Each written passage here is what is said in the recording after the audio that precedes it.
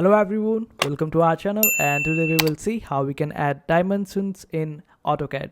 So for that you need to open up your AutoCAD, and after that just open up the plan like this one, and after that just click on the dimensions on the top and you will be able to add dimensions. After that just click on the areas where you want to add the dimensions and you will be good to go.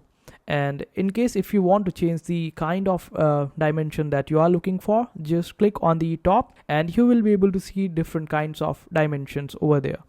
And after that just simply click on the plan where you want to add the dimension, and this is how you do it. But in case if you don't want to click on the top and just want to add the dimension, then you can just simply give the command of dimension, and after that you will be able to add dimensions without going up on the top and just clicking on the plan. And this is how you do it.